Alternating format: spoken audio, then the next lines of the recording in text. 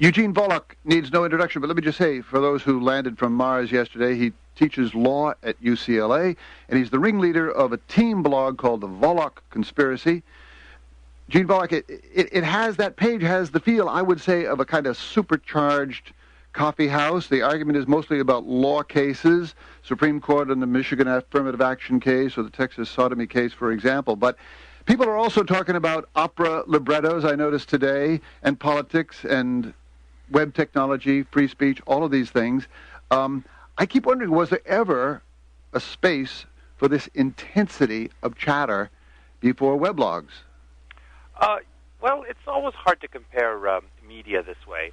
I suppose you're right that it's something like a coffee house or maybe something like a conversation around a dining room table, that people talk about the things that interest them. In a sense, that's actually more natural for humans, I think. Very few of us decide, okay, over dinner we're only going to talk about law. And when we do decide that, then most people don't want to have dinner with us anymore. We generally say, we'll talk about whatever strikes our fancy and strikes other people's fancy. And unfortunately, with other media, the need to satisfy lots of paying customers had made it important to focus on those things that we really think a lot of the customers would really need, and not post about my favorite brand of pickled herring, which I've posted about. Now that there's really that's not really a constraint now, we don't have to satisfy paying customers, and we figure that people are reading the weblog because we like the kinds of things we talk about. We can talk about whatever we like, and I hope that a lot of our readers enjoy the eclecticism of it more than they're annoyed by distractions of subjects that they're not that interested in. I'm sure they are. One of the things I love about your blog is that, as well as being reactive and short, quick takes and hits, it's also very literate. You write well, you write at length, you consider serious subjects, in a very considered way, it seems. Well, I very much appreciate your saying so. That's I think, the style that a lot of us on the conspiracy aspire to. In fact, one of the bases in which I have chosen my co-conspirators has to do with that they are people that I generally know quite well and think very highly of, and think that they are good writers as well as good speakers. Let's talk about the conspiracy and team bloggery in general. Your conspirators have first names. A lot of them seem to be last name Volokh. How did this happen? Who are they? Well, it began with Sasha and me. Sasha is my brother, who is just finishing up his JD PhD at Harvard, who had worked in think tanks and has written quite extensively. And then we decided to invite some other people as well. Most of them are academics. A couple are not. Two are anonymous bloggers. One of them is named Juan Non-Volokh, which is, of course, a pseudonym. But other than that, that's all the Volokhs and non-Volokhs there are. That it just ended up being basically people whom I know and like, who I decided to invite to join us, plus the two anonymous bloggers, plus one other person, Jacob Levy, whom I'm sure I would really like if I knew personally, but it turns out I don't know him personally. I just really liked his blog, and at one point invited him to join us. So that's a somewhat different approach I took in his case. But most of the non-anonymous bloggers are people whom I know well, and whose work I was really quite confident in going in. Eugene Volokh, how would you describe the politics and what difference it makes? You're listed to the right of Instapundit and Andrew Sullivan on Mark Laser's chart of the great blogs, and yet there are a lot of liberals who say you're absolutely must-reading and you're an inclusive sort of page. What does politics have to do with it? I think well, I'm sorry. Let me step back a bit. We're generally range from the moderate to the conservative or libertarian. More libertarian than conservative. Although, for example, I like to think of myself as libertarian, but I'm kind of a Republican libertarian rather than a hardcore libertarian. So we do have some moderates. For example, Russell Korobkin, as best I can tell, is smack in the middle of the political spectrum. We don't have anybody who's really on the left, because while I think that a certain degree of diversity in opinion is really helpful to our readers because it gives them a lot of different perspectives, I think if it really covered virtually all points on the political spectrum, then I think it would lose some of its personality.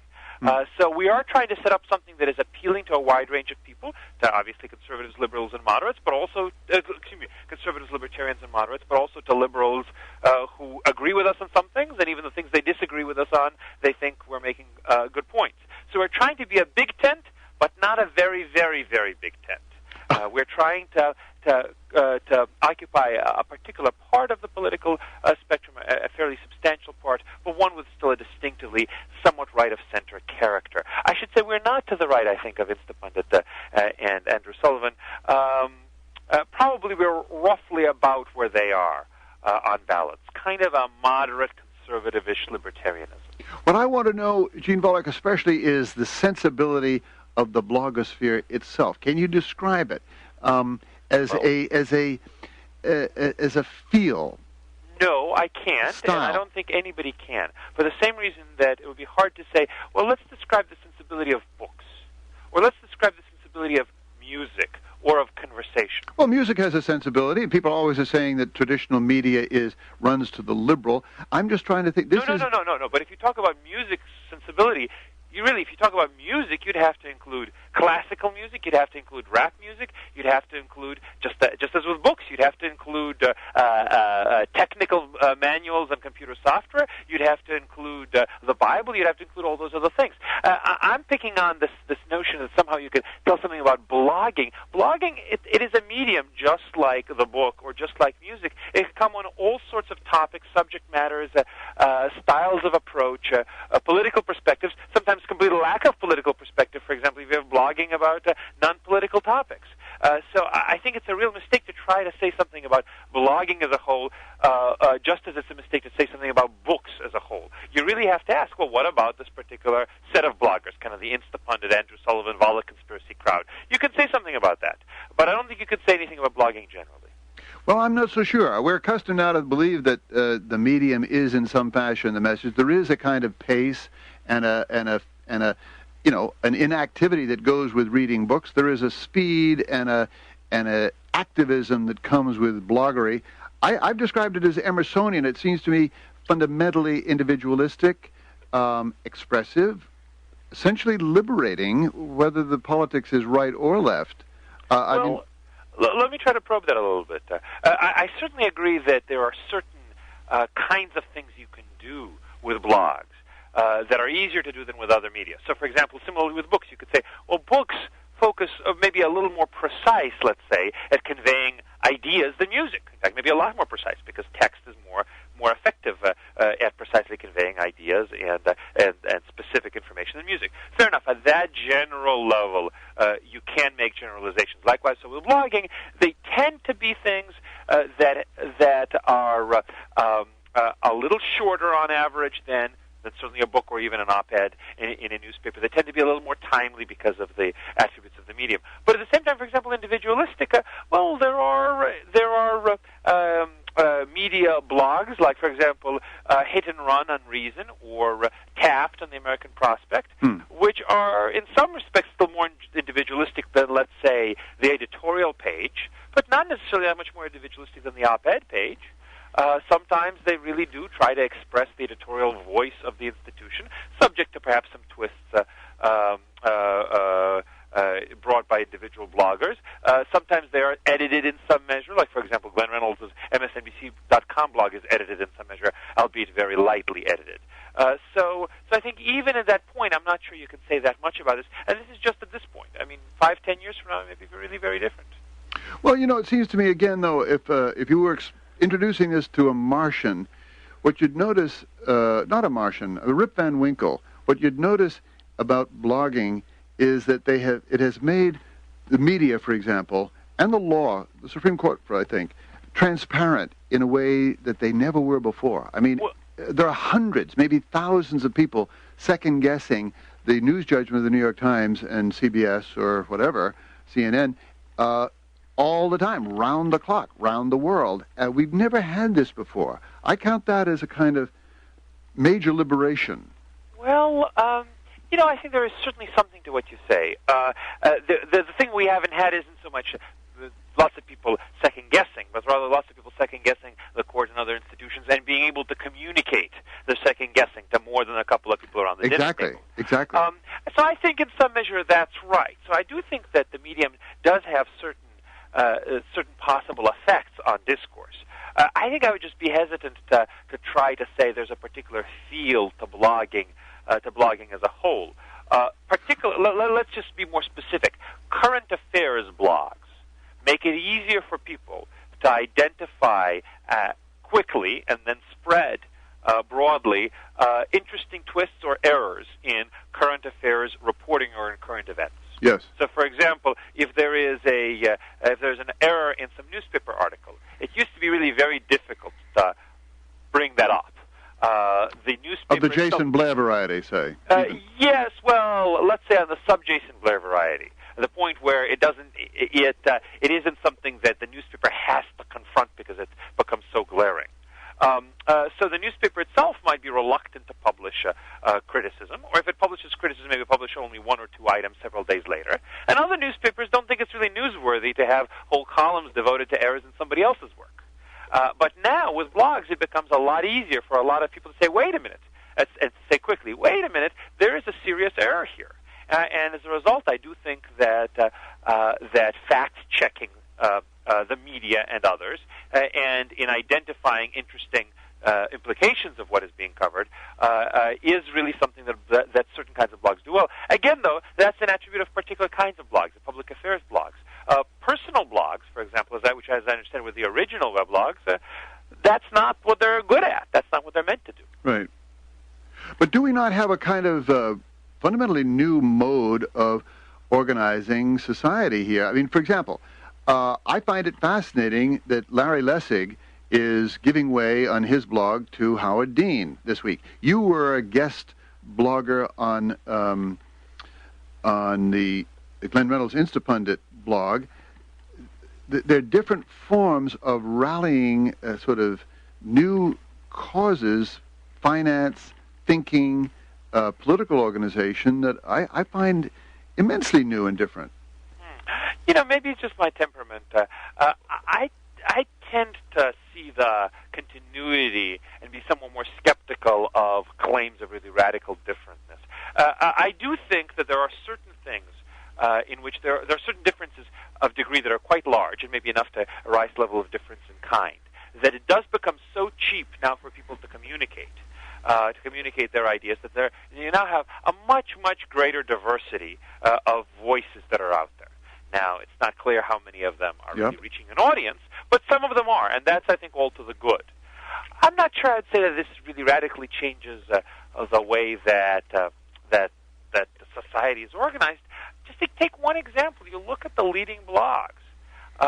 They tend to be run by people who have already historically had considerable access to the media.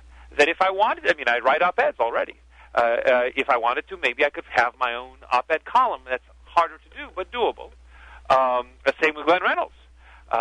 Same with Larry Lessig. Obviously, same in some measure with Howard Dean.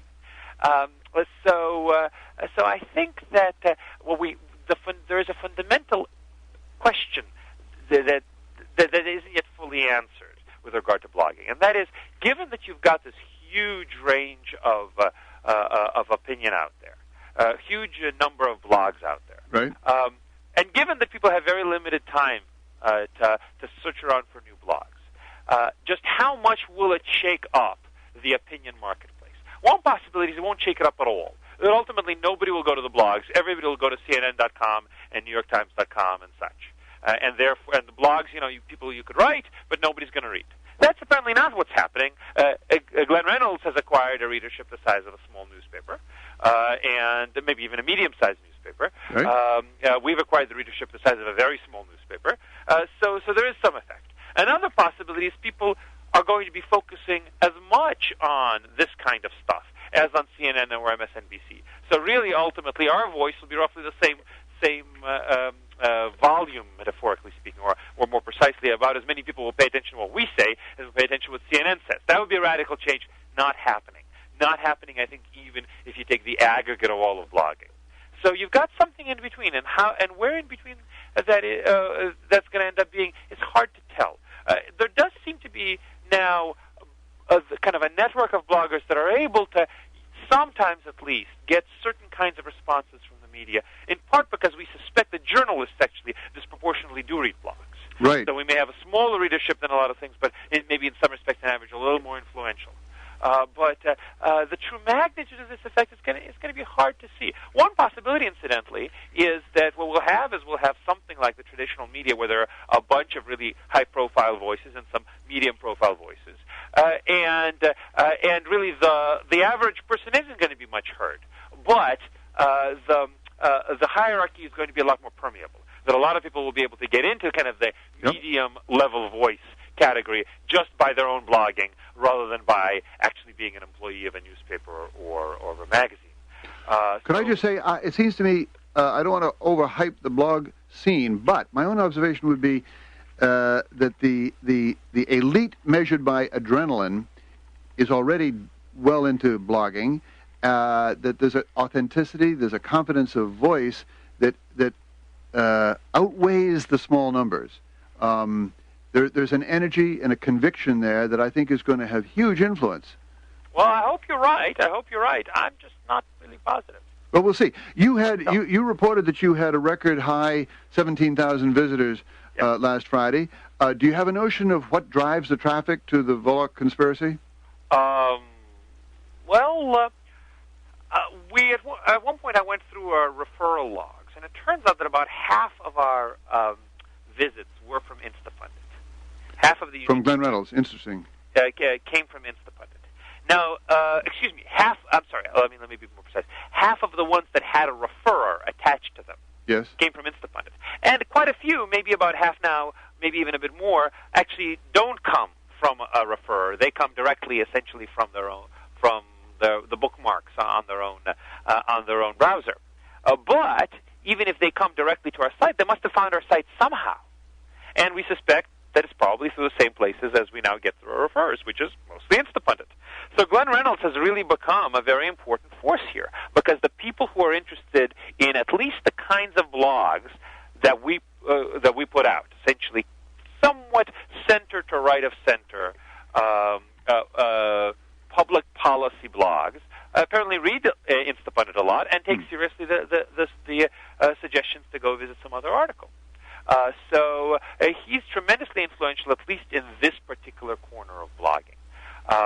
Interestingly, we've gotten one of the reasons, incidentally, for this may be that he knows us both personally and through our work, and actually links often to us. So it's a combination of the fact that people visit his site, people pay attention to his link recommendations, and he also, in fact, often recommends that people go to us. So I suspect that if you somehow could analyze this, you'll find that a tremendous number of blogs that have become of moderate significance or more in the last year or year and a half really owe it largely to Instapundit. Interesting. You make a lot of favorites lists, including Glenn Reynolds. I just wonder, what are your top 3, 5, 10 favorite weblogs where you find something interesting and wonderful? Well, there are a lot of weblogs I really like. There unfortunately are relatively few weblogs that I can visit really often. The one that I visit most often is Instapundit. The others that I visit with some regularity are How Appealing, the Howard Bashman's blog on legal issues, or legal issues, recent legal decisions. Andrew Sullivan, Mickey Kaus on Slate's Kaus Files. Those are probably the chief ones that at least come to mind. There certainly are lots of others that I think are very good and that I visit not infrequently, such as Ox Blog, for example, and some others. One difficulty, again, is that there are only so many hours in a day. Yeah. Plus, also, I count on Instapundit to go through a lot of these things. So I visit the sites that he recommends. Don't we all? Eugene Volokh, this is tremendously interesting. May the power and the force be with you. This is you've got a wonderful page, and you're very generous to chat with us. Well, thank you very much. I much appreciate your calling. Good luck. Thank you. Thanks. Bye. Bye.